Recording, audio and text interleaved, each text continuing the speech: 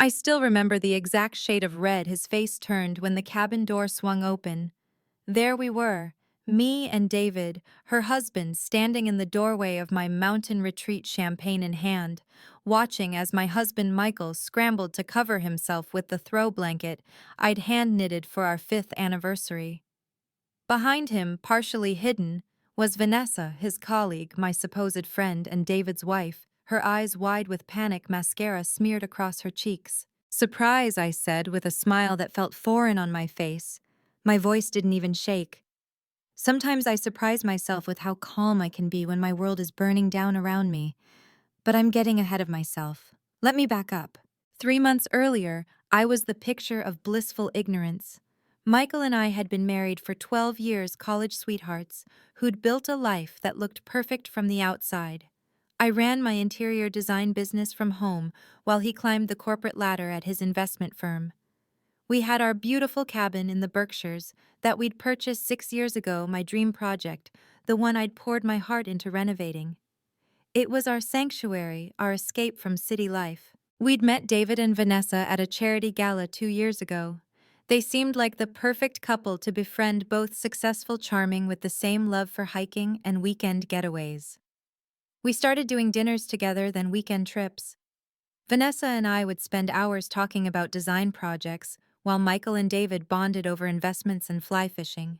It felt like one of those rare adult friendships where everyone genuinely connected. I remember sitting across from Vanessa at brunch, watching her laugh at something Michael said, thinking how lucky I was to have found another couple we both enjoyed. How naive I was. The first sign came in the form of a text message. Michael's phone chimed while he was in the shower, and I glanced over, not snooping, just an automatic response. The preview read, "Can't wait for our next escape. I'm still feeling you." The sender was labeled V, Work Project. I put the phone down, heart suddenly racing. Just a colleague being inappropriate, I told myself. I didn't mention it. I didn't want to be that wife, the paranoid, insecure one. Then came the late nights at the office, the weekend emergency meetings, the sudden interest in going to our cabin alone to clear his head and work on the Johnson proposal. Always the Johnson proposal. I started finding receipts for dinners for two on nights he supposedly ate at his desk. Charges for premium champagne when Michael only ever drank scotch. I'm not stupid, but there's knowing and then there's knowing. You understand, I needed proof before I could confront the collapse of my marriage. The confirmation came one Wednesday afternoon when I stopped by his office unexpectedly. I'd been nearby meeting a client and thought I'd surprise him with coffee. The receptionist gave me a strange look. "Michael? He's not in today, took a personal day." A personal day? While I thought he was in budgeting meetings, he'd taken a personal day. I thanked her, walked out, my coffee still warm in my hands. That night I tracked his phone. Not my proudest moment, but desperate times. The location, our cabin in the mountains. Our special place, the one I'd spent months perfecting, selecting every chair, every lampshade, every throw pillow. While I slept alone in our bed, he was there with someone else. But who? I wasn't certain until I checked our shared cloud storage, looking through recent cabin photos to see if he'd changed anything.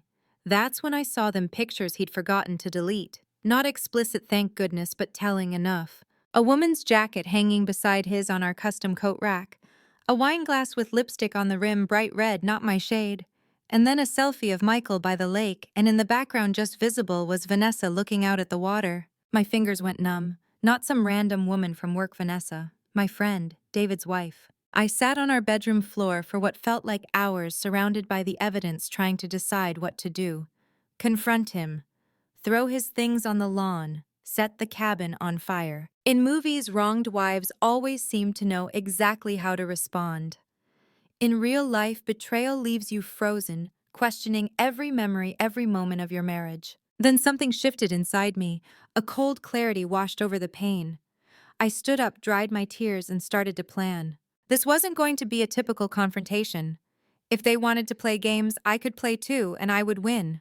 The hardest part was figuring out how to approach David. How do you tell someone their spouse is having an affair with yours? There's no greeting card for that situation. I finally decided on coffee at a small cafe far from our usual haunts, neutral territory. When David walked in, I barely recognized him. In our group settings, he was always the loud one, the life of the party, ready with a joke or a story. The man who sat across from me that day looked smaller somehow, his shoulders curved inward as if carrying an invisible weight. "I think we need to talk about Michael and Vanessa," I said after the pleasantries. His eyes met mine and I saw something I wasn't expecting. Not surprise, but resignation. "You know," I said quietly. He nodded, running his finger around the rim of his untouched coffee mug. "For about 3 months now." 3 months. While I was just discovering my marriage was a sham, he'd been living with this knowledge through countless dinners, game nights, and couples brunches. "Why didn't you say anything?" I asked. "Why didn't you?" he countered softly. "Fair point. I just found out," I admitted yesterday. He let out a long breath.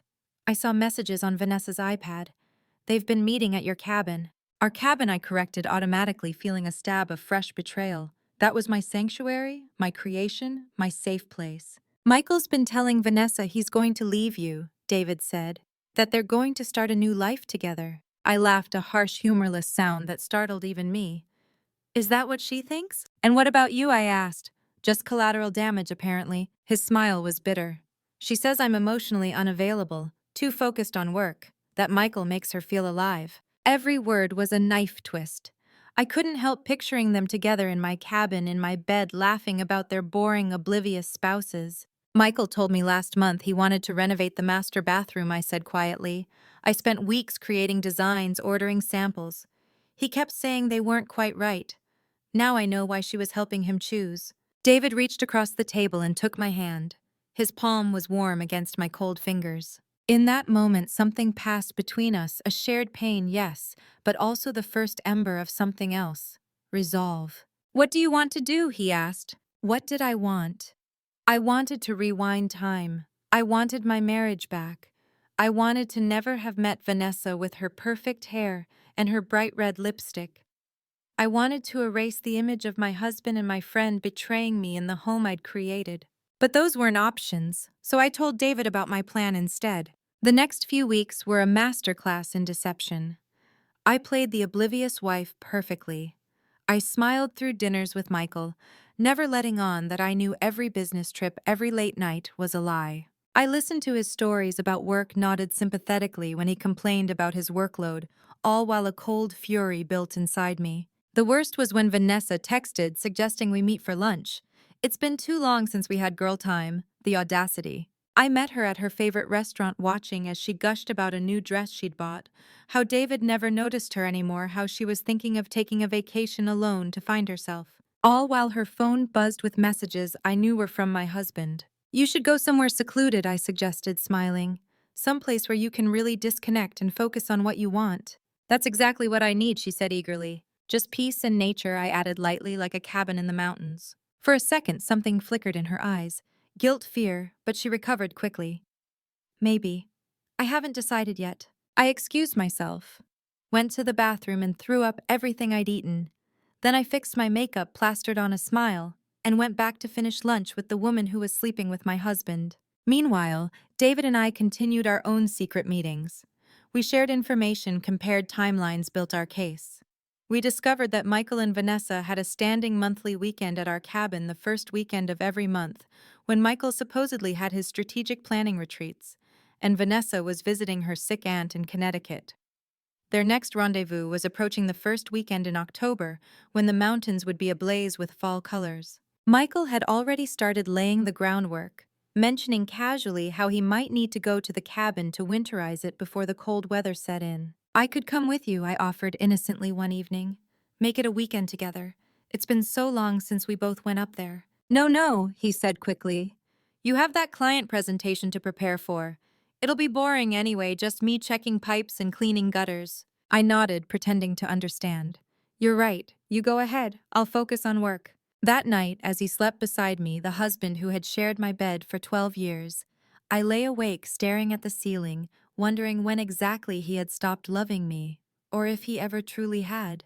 I thought about the early days of our relationship, how we'd stayed up all night talking about our dreams and future, how he'd held my hand through my father's funeral, how we'd danced barefoot in our empty apartment before the furniture arrived. Had it all been leading to this moment? Was every memory now tainted? The most painful part wasn't even the affair itself. It was the realization that while I had been fully present in our marriage, Michael had been keeping parts of himself separate, creating space for betrayal. I had given him everything: my trust, my youth, my dreams. I'd built my life around his, accommodated his career, moves, his ambitions.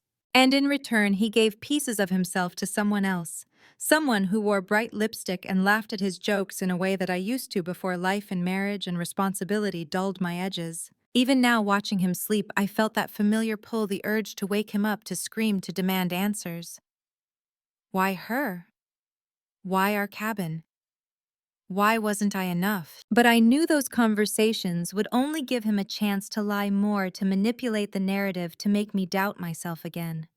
No, it was better this way. Let him think he'd gotten away with it. Let him believe I was the fool he clearly thought I was. His arrogance would be his downfall. In the darkness of our bedroom, I made a promise to myself. I gave everything to this marriage, and he discarded it like it was nothing, but I would not break. I would not play the victim in his story. This was still my life, and I would reclaim it piece by piece. Starting with our cabin in the mountains. The first frost of October arrived the day before their weekend getaway. I watched from our kitchen window as ice crystals formed delicate patterns on the glass. How appropriate, I thought. My heart had developed a similar layer of protective ice. David and I finalized our plan over breakfast at a diner 2 towns over. We'd become experts at clandestine meetings, at speaking in code, at maintaining our public personas, while privately orchestrating our response to the betrayal. "Are you sure about this?" he asked, watching me stir my coffee for perhaps the 5th minute straight. "We could just confront them directly, file for divorce, move on." I set my spoon down. "Is that what you want? To just let them walk away?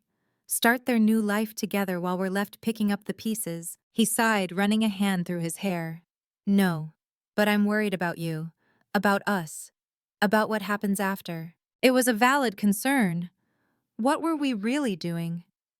Planning an elaborate confrontation wouldn't change the fact that our marriages were over. It wouldn't undo the betrayal, but it would give us something neither of us had right now: control. Agency. The power to write at least this one chapter of our stories. "I need this, David," I said quietly. "I need to look him in the eye when he realizes I know. I need to be the one who ends things, not the one who gets discarded when he's ready to move on." He reached across the table and squeezed my hand. "Then let's do it right." Our plan was elegant in its simplicity. We knew they'd be arriving at the cabin Friday evening. Michael had told me he was leaving directly from work around 3 p.m. to beat the traffic. Vanessa had told David she was visiting her aunt and would be gone until Sunday evening. I had installed security cameras at the cabin the previous year, ostensibly for safety, since the property was remote, but really because I loved being able to check on my design work when we weren't there. Michael had clearly forgotten about them. For weeks I'd watched them arrive together, watched them enter my home, use my kitchen, drink from my glasses. The cameras captured no sound, just silent betrayal in high definition. The key to our plan was timing. We needed to arrive after they were settled, but before anything too intimate happened. I couldn't bear to walk in on that. And I didn't want to put David through it either. We decided on 7:00 p.m., enough time for them to arrive, unpack, perhaps open some wine and start dinner. The perfect domestic scene to interrupt. But there were preparations to make, first evidence to gather, and I had one more card to play that even David didn't know about. While Michael thought I was at a design conference in Boston, I drove up to the cabin 2 days before their planned weekend. I had my own set of keys, of course. It was my name on the deed, after all, something Michael seemed to have forgotten. The cabin was exactly as I'd left it, yet completely different. Knowing what had happened there changed everything. Every surface seemed contaminated. I walked through each room, slowly touching the furniture, the walls, reacquainting myself with my own property. In the master bedroom, I opened the closet and found what I was looking for, hidden at the back. Behind the spare blankets, a small bag containing Vanessa's things. Toiletries, a robe, a pair of slippers. She had established a presence in my home, created a space for herself in my life. The presumption of it all made my blood boil. I didn't remove anything. Instead, I added something: a small, discreet recording device under the bed. Not for bedroom activities. I had no interest in that kind of evidence. But for the conversations that happened in the quiet moments, the plans they made, the things they said about their spouses when they thought no one was listening. Next, I went to the study where the cabin security system was controlled. I downloaded all the footage from the past 6 months onto a flash drive. Then I went to the filing cabinet, where we kept all the cabin documentation, deed, insurance papers, utility bills. I took photos of everything with my phone, paying special attention to the deed with my name listed as sole owner. When Michael and I had purchased the cabin, we decided to put it in my name only for tax purposes, since my business sometimes operated at a loss. A clever accounting strategy that would now serve a different purpose. The last thing I did before leaving was set up one more camera, this one aimed at the front door, capturing the perfect angle to record their faces. When David and I arrived, I drove back to the city feeling lighter than I had in weeks. I had reclaimed something. Not my marriage, but perhaps a piece of my power. The day of the confrontation, David and I met at a hotel just outside of town. We'd spend the night there afterward in separate rooms, of course. Neither of us wanted to return to our empty homes after what was sure to be an emotionally draining evening. I brought something, he said, pulling a bottle of expensive champagne from his bag. For after, he added. Appropriate, I noted with a grim smile. Celebrating the death of 2 marriages or the beginning of our freedom, he countered. I liked that framing better. We took my car for the drive up to the mountains, leaving his in the hotel parking lot. The fall colors were at their peak, brilliant reds and oranges painting the landscape in fire. It would have been beautiful under different circumstances. Now it just felt like the world was burning down around us. David was quiet for most of the drive, staring out the window, occasionally checking his phone where he could track Vanessa's location. Technology had made affairs easier to conduct, but also easier to discover. She's there, he said finally. Has been for about an hour. I nodded, keeping my eyes on the winding mountain road. Michael, too. The security app shows 2 people entered at 5:13 p.m. Are you ready? He asked as we turned onto the private road that led to the cabin. Was I ready to confront my husband and his mistress? To end my marriage on my terms, to stand before the 2 people who had broken my heart and show them I was not destroyed? I've been ready for weeks, I replied, and I realized it was true. The pain was still there, would probably always be there in some form, but alongside it now was something else: determination, resolve, a sense that while they had taken my past, they would not determine my future. We parked just out of sight of the cabin. Through the trees, we could see warm light spilling from the windows, smoke rising from the chimney. My fireplace. My wood, David muttered, his voice tight. Not for long, I promised, reaching for the champagne bottle we'd brought. It's showtime. As we walked up the path to the front door, I felt a strange calm settle over me. This was not the end of my story. It was only the beginning of a new chapter. The look on Michael's face when he opened the door was worth every second of pain I'd endured. Complete shock followed by confusion, then the dawning horror of understanding. His mouth opened and closed like a fish gasping for air. Alexandra, he finally managed to stammer. What are you? Surprise inspection, I said brightly, holding up the champagne bottle. Hope we're not interrupting. Behind him, Vanessa appeared in the hallway, wrapped in my favorite throw blanket, the one I'd hand-knitted during our trip to Vermont 3 winters ago. She froze when she saw us, her face draining of color so rapidly I thought she might faint. David, she whispered, clutching the blanket tighter around her shoulders. Hello, darling, David replied with a calm I knew he didn't feel. Lovely evening for a visit to Connecticut, isn't it? How's your aunt? Michael instinctively stepped back as we entered, as if retreating physically from the confrontation. I moved past him, taking in the scene. They'd been cooking salmon, I could smell it instantly. My recipe, probably. 2 wine glasses sat on the coffee table beside a half-empty bottle of red. The fire crackled in the hearth. Such a perfect, intimate setting for betrayal. Don't stop on our account, I said, walking to the kitchen and finding 2 more glasses. We brought champagne. I think a toast is in order, don't you, Alexandra? But I can explain. Michael started, his voice trembling as his confidence warred with panic. Always so certain of his ability to talk his way out of anything. Oh, I'm sure you can. I interrupted smoothly, popping the champagne cork with a satisfying pop. You're very good at explanations, at stories, at lies. I poured 4 glasses with steady hands, the bubbles rising and falling in perfect rhythm.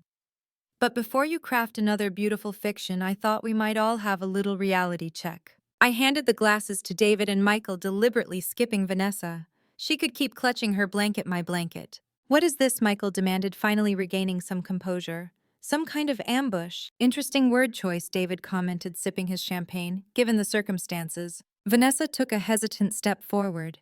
David, please, this isn't what it looks like. He finished her sentence for her, his tone cutting.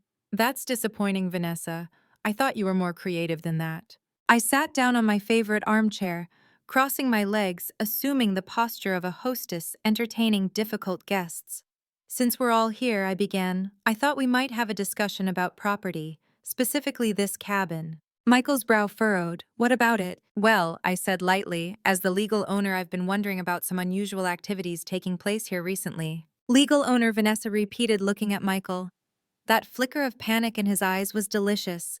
He'd clearly neglected to mention that little detail to his mistress. Oh yes, I confirmed, pulling out my phone and showing her a photo of the deed. Sole owner, actually.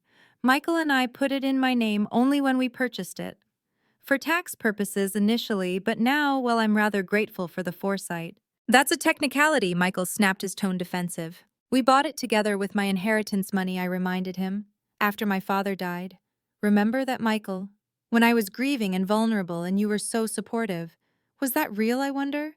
Or were you just being tactical? He had the decency to look away. I turned to Vanessa, who had sunk onto the sofa, still clutching the blanket like a shield.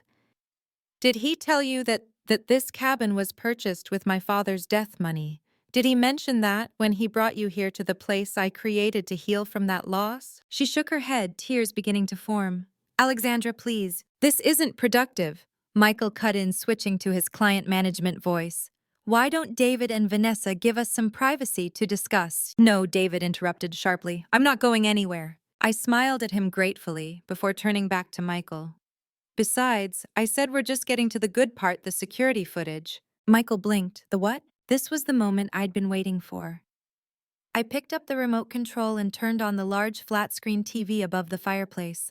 With a few clicks, the cabin's security system came to life. I installed these cameras last year, I explained conversationally, as the screen filled with the crystal-clear image of the front entrance. For safety, or so I said at the time. Who would have thought they'd serve a different purpose? On-screen footage began to play, Michael and Vanessa arriving together month after month, entering my home, carrying groceries, sharing bottles of wine, laughing. Once she handed him a small wrapped box, a birthday present, I later learned. Enough, Michael shouted, lunging toward the remote. I raised my hand. No, I said softly but firmly. You don't get to control the narrative this time. He froze, chest heaving. You've been spying on me, he hissed. No, I corrected, eyes locked on his. I've been watching security footage from my own property. Big difference, legally speaking. I held up a small flash drive, and these I added are from the bedroom cameras. Vanessa made a small strangled sound. You didn't. I haven't decided whether to share them yet, I said with a smile that made her flinch. Would you like to see the highlight reel? Very educational. This is invasion of privacy, Michael snapped, his voice cracking. Again, I said evenly, my property. But the footage isn't even the best part. I reached into my bag and pulled out my laptop, flipping it open to reveal 2 email drafts. This, I said, is a message to the partners at your firm, Michael. Attached are selected images from the cabin cameras, along with financial records, showing you charged client dinners on nights you were actually here with Vanessa. Expense fraud is a serious matter in investment banking, isn't it? His face went from red to ashen in seconds. You wouldn't. I haven't decided yet, I admitted. It depends on how this conversation goes. I turned to Vanessa next. And this one, I said sweetly, is for the board of the children's charity. You chair, Vanessa, the one that prides itself on family values and moral leadership. I wonder how they'd feel about these images. About you using donor-funded business trips to meet your married lover. Vanessa began to cry in earnest now, mascara streaking her cheeks. Please, Alexandra, my reputation. My work. Your reputation, I repeated, incredulous. You're concerned about your reputation while sitting half naked in my home, having an affair with my husband. That's fascinating prioritization. David moved to stand beside me, his presence steady and grounding. We're not here to destroy you both, he said, his voice low but firm, though we certainly could. Michael's shoulders sagged. "What do you want?" he asked, his tone now stripped of arrogance, replaced by exhaustion and fear. Now we were getting somewhere. "A clean, swift divorce." I said, my voice steady. "I keep the cabin, obviously, plus the apartment in the city, and half of all other assets. You admit to adultery in the filing, no irreconcilable differences nonsense. And you both," I looked between Michael and Vanessa, "stay completely out of our lives going forward." "And my terms are similar," David added. "Full custody of our daughter, the house, half of everything else.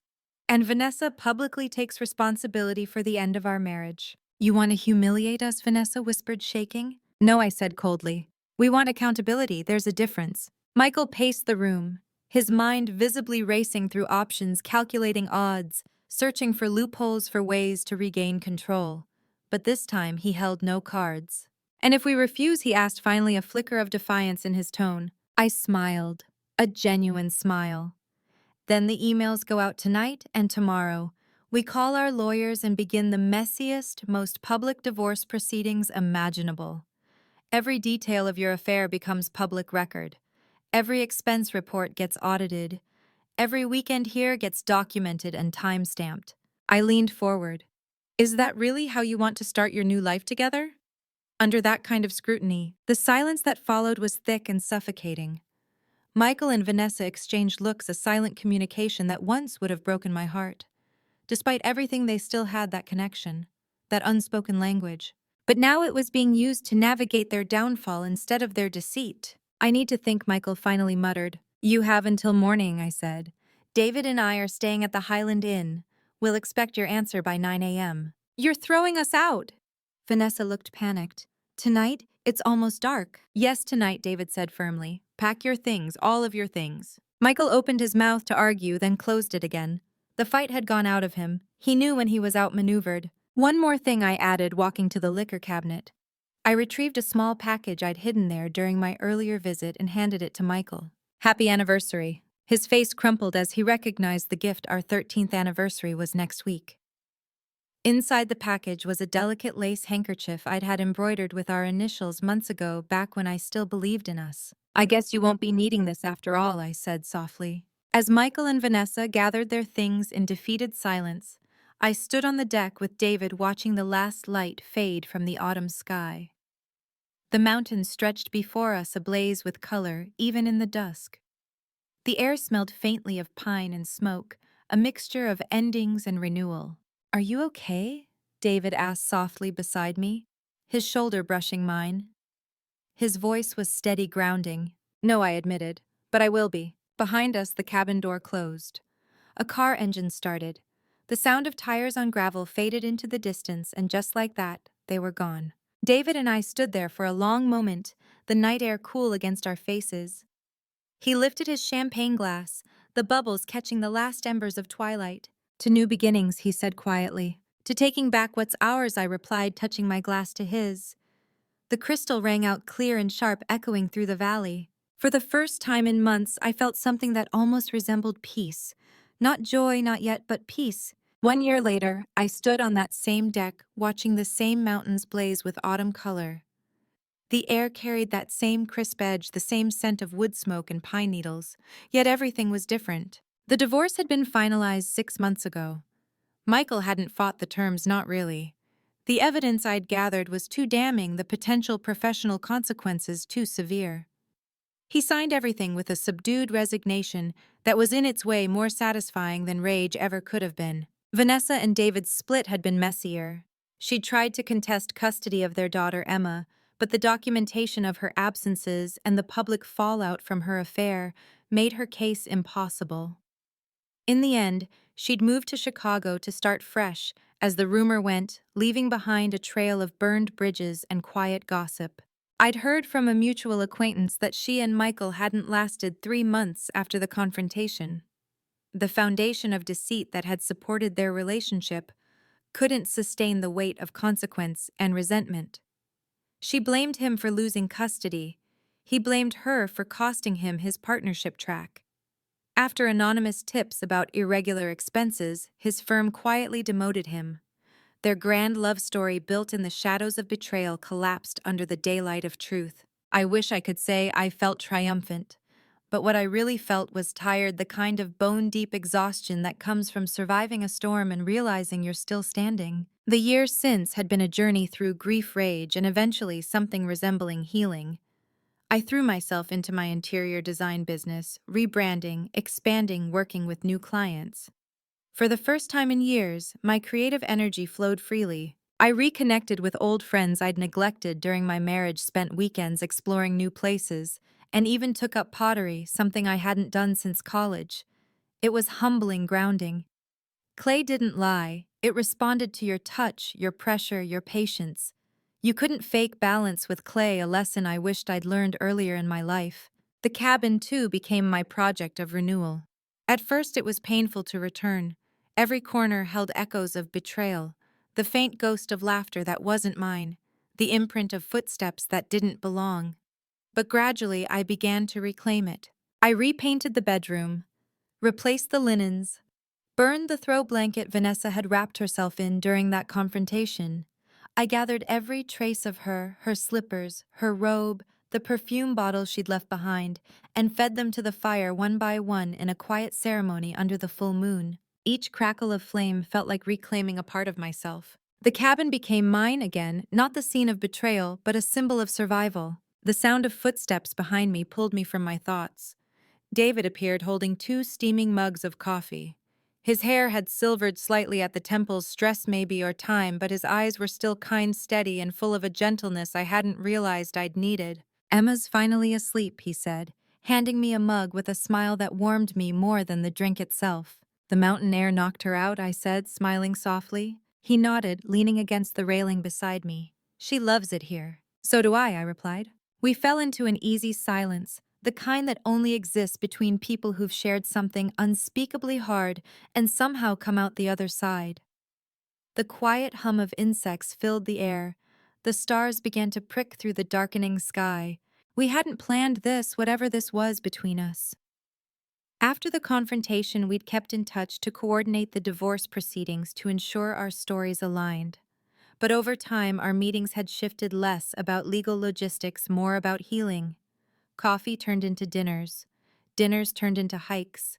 Hikes turned into laughter that didn't feel forced. And 6 months ago, a kiss, hesitant, cautious, and entirely unplanned, had changed everything. We weren't rushing things. We weren't playing at some romantic fantasy of redemption. We were 2 people rebuilding their lives separately but side by side. "What are you thinking about?" he asked, breaking the silence. "Everything," I said. "Nothing." He smiled. "That covers a lot of ground." I sipped my coffee, the steam rising between us, just thinking how different everything is from this time last year. He nodded slowly. "Do you regret it?" "How we handled things, the confrontation, the fallout." I considered the question carefully.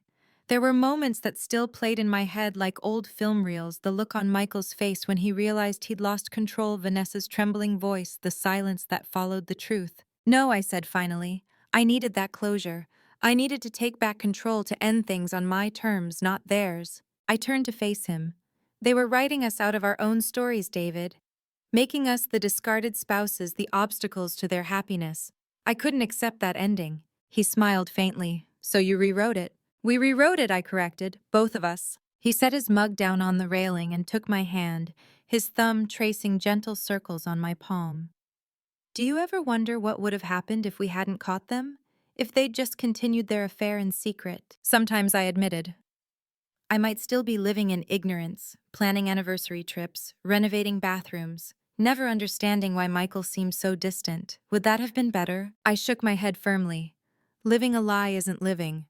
I'd rather face a painful truth than an easy deception. Inside the cabin, the fire crackled. Through the window, I could see the glow of the flames, warm, flickering, alive. Last autumn, this cabin had been the setting for destruction, a place of anger, of endings.